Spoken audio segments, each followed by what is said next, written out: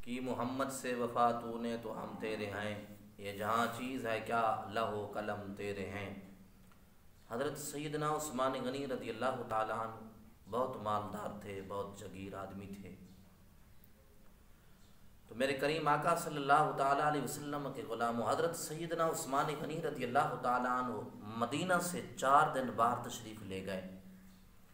جس وقت مدینہ پاک کے اندر آئے تو مصطفیٰ کریم صلی اللہ تعالیٰ علیہ وسلم کی بارگاہ کے اندر حاضر ہوئے، تو آقا کریم صلی اللہ تعالیٰ علیہ وسلم کے چہرے مبارک کی زیارت کی تو چہرے مبارک پر نکاحت کے عالم موجود تھے۔ حضرت سیدنا بلال رضی اللہ تعالیٰ عنہ سے پوچھا، بلال کریم آقا صلی اللہ تعالیٰ علیہ وسلم کے چہرے مبارک پر نکاحت کے اثرات موجود ہیں؟ حضرت بلال رضی اللہ تعالیٰ عنہ نے دبی آواز میں کہا ہے کہ گھر سے جا کر پوچھ لو۔ حضرت سیدنا عثمان غنی رضی اللہ تعالیٰ عنہ میرے آقا کریم صلی اللہ تعالیٰ علیہ وسلم کے دروازے پر پہنچے، دستک دی۔ حضرت اما عائشہ صدیقہ نے آواز دی، کون؟ حضرت عثمان غنی رضی اللہ تعالیٰ عنہ نے عرض کی، غلام عثمان آیا ہے۔ جی عثمان۔ حضرت عثمان غنی رضی اللہ تعالیٰ عنہ نے عرض کی کہ اماں جان، میں 4 دن مدینہ سے باہر گیا ہوں، جب واپس آیا ہوں تو آقا کریم صلی اللہ تعالیٰ علیہ وسلم کے چہرے مبارک پر نکاحت کے اثرات ہیں۔ میرے آقا کریم صلی اللہ تعالیٰ علیہ وسلم کے چہرے مبارک سے کمزوری لگ رہی ہے۔ حضرت اما عائشہ صدیقہ رضی اللہ تعالیٰ عنہ رو کر کہنے لگی کہ عثمان، 4 دن ہو گئے ہیں کونین کے والی نے کچھ نہیں کھایا،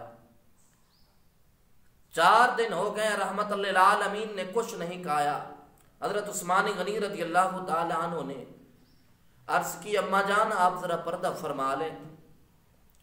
حضرت عثمان غنی رضی اللہ تعالیٰ عنہ اپنے گھر میں تشریف لے گئے اور اناج کی بوری اپنے آپ پر اٹھائی اور سامان لے کر حضور کے گھر کے اندر داخل ہوئے۔ حضرت سیدنا عثمان غنی رضی اللہ تعالیٰ عنہ نے مصطفیٰ کریم کے گھر کا پورا جھاڑو دیا اور حضرت عثمان غنی رضی اللہ تعالیٰ عنہ نے کھانا پکانا خود شروع فرمایا۔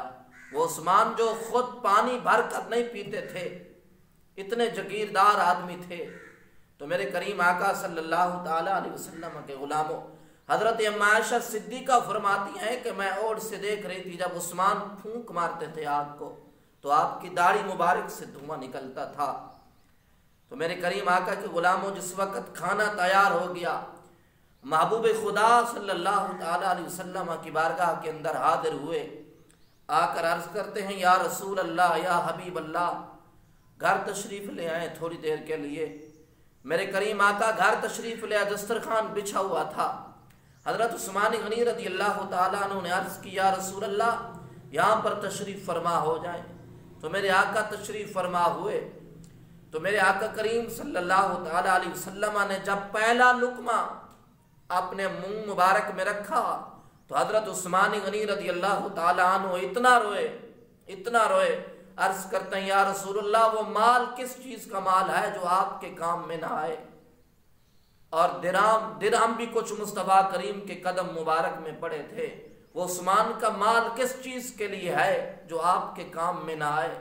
حضرت عثمان غنی رضی اللہ تعالیٰ عنہ چلے گئے، اور تو میرے کریم آقا صلی اللہ تعالیٰ علیہ وسلم کے غلام حضرت اما عائشہ صدیقہ فرماتی ہیں کہ مصطفیٰ کریم صلی اللہ تعالیٰ علیہ وسلم نے پھر اپنے ہاتھ اٹھائے اور دعا مانگی، اللہ کی بارگاہ کے اندر عرض کی، مولا میں بھی عثمان سے راضی ہوں، مولا تو بھی عثمان سے راضی ہو جا۔ حدیبیہ کے موقع پر میرے کریم آقا صلی اللہ تعالیٰ علیہ وسلم کے غلاموں، میرے کریم آقا عمرے کی سعادت کے لیے جا رہے تھے، حضرت عثمان غنی رضی اللہ تعالیٰ عنہ بھی ساتھ تھے۔